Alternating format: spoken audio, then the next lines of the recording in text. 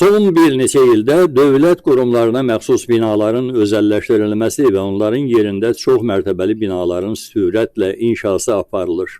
Yerli media təmsilçiləri bildirir ki, bu barədə dəfələrlə materiallar hazırlasaq da, prezident administrasiyasının tapşırığına əsasən silmək məcburiyyətində qalırlar. Əks halda banda dilə çağırırlar. Elm və təhsil, mədəniyyət, səhiyyə, rəqəmsal inkişaf və nəqliyyat, iqtisadiyyat, müdafiə, ekologiya və təbii sərvətlər nazirliklərinin Bakı şəhəri və Respublikanın digər bölgələrində olan binaları, habelə boş torpaq sahələri özəlləşdirilir, həmin yerlərdə ticarət obyektləri, restoran və ya hündür mərtəbəli binalar tikilir. Konkret olaraq hər nazirlik üzrə bir neçə faktı qeyd etmək istərdim. Başlayaq Elm və Təhsil Nazirliyindən. Nazirliyin tabeliyində olan Uşaq Gənclər İdman Məktəbləri və ixtisaslaşdırılmış Olimpiya ehtiyatları məktəblərinin əksəriyyətinə məxsus əmlaklar özəlləşdirilib və həmin müəssisələr 1-2 otaqlı yerlərə köçürülüb.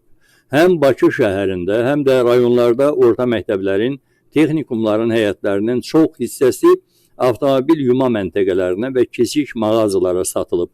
Hətta Elmlər Akademiyası metrosunun və Bakı Dövlət Universitetinin yaxınlığında yerləşən orta məktəblərin həyətləri tamamilə əllərindən alınaraq yerində çox mərtəbəli binalar tikilib. Buna oxşar halları sadalamaqla bitməz. Mədəniyyət Nazirliyinin tabiçiliyində olan qurumlarda da eyni mənzərədir. Sovet dövründən qalmış əksər klub, kinoteatr, kitabxanalar da özəlləşdirilərək məhv edilib.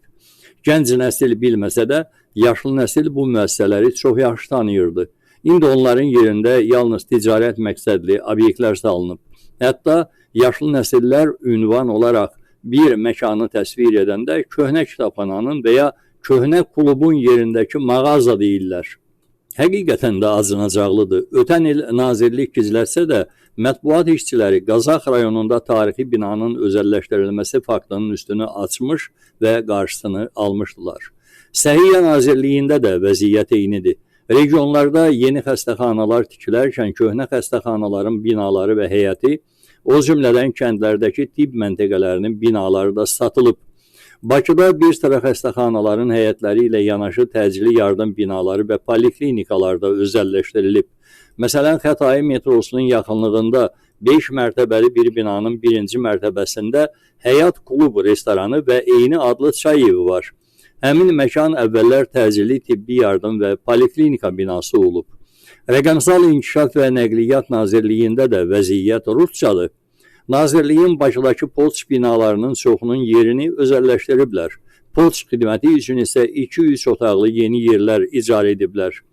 Bakı şəhərində Yusif Səfərov küçəsi ilə Port Baku binası istiqamətində hərəkət edərkən sağ tərəfdə Xətai telefon qovşağının binası yerləşirdi. Hazırda binanın əksər hissəsi fəaliyyətini dayandırıb, işçiləri başqa yerlərə köçürüblər. Çox güman ki, o da özəlləşməyə gedib və ya gedəcək.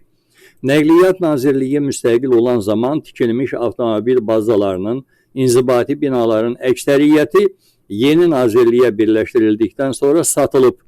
İqtisadiyyat Nazirliyi ayrı bir mövzudur. Sovet Azərbaycanından qalan bütün zavod və fabriklərin bir hissəsi Fərhad Əliyevin zamanında özəlləşdirilmişdirsə, Mikayıl Cabbarov nazir təyin edildikdən sonra nəinki əksəriyyət özəlləşdirildi, hətta həmin zavodun başqa yerdə inşası üçün dövlətdən dotasiyalar da aldı. Əmlak Komitəsi Mikayıl Cabbarovun əlində olduğu üçün yalnız öz nazirliyinin balansında olan binalar və torpaqları deyil, hətta digər qurumların da əmlaklarını özəlləşdirə bilir. Müdafiə Nazirliyinə gəlincə isə orada özəlləşən bina və ərazilərin sayı hesabı yoxdur.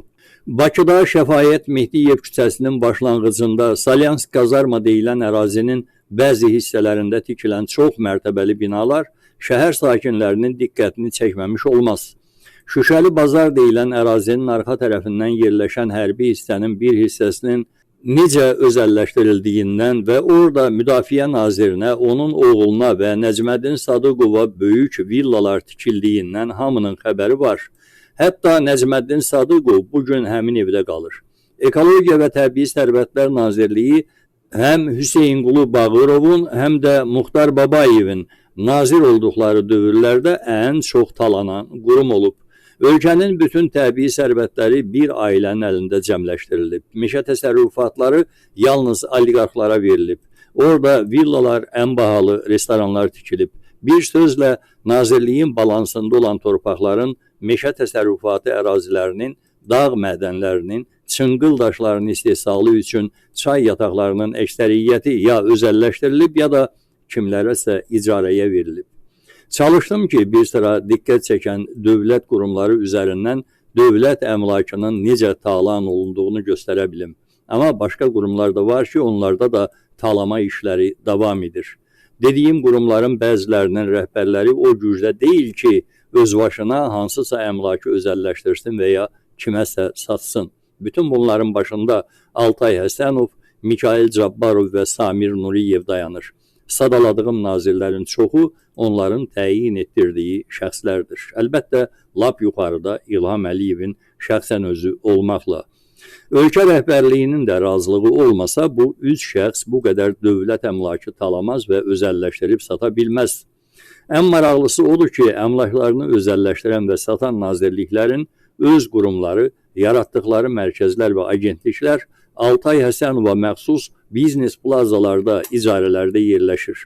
Yəni, dövlət büdcəsindən yenidən icarə haqları alınır və bu plazalara ödənilir. Həm dövlətin əmlakı talanır, həm də büdcə pullarını öz obyektlərinə xərclik edirlər. Bu nazirliklərə hər il dövlət büdcəsindən milyonlarla vəsait ayrılmasına qərar verən şəxs İlham Əliyevdir. Onun da xəbəri olmamış olmaz ki, nazirliklər dövlət büdcəsindən milyonlarla icarə haqqı alırlar. Konkret misallar da göstərəcəm. Ölkənin Səhiyyə Nazirliyinin saysız hesabsız binaları olduğu halda, eyni dövlət siyasətini həyata keçirən icbari tibbi sığorta üzrə dövlət agentliyi və təbib ayrı-ayrı iri həcmli özəl binaları icarəyə götürüblər. Diqqət edin, Rəqəmsal İnkişaf və Nəqliyyat Nazirliyinin də bəzi agentlikləri, Mədəniyyət Nazirliyinin Mədəni və Yaradıcı Sənayelərin İnkişafı Mərkəzi, Elm və Təhsil Nazirliyinin Tələbə Kredit Fondu, Təhsilin İnkişaf Fondu icarədə oturur. Gənclər və İdman Nazirliyi dövlət büdcəsi hesabına heç bir gəncin sərbəst istifadə edə bilmədiyi xeyli gənclər evi tikib.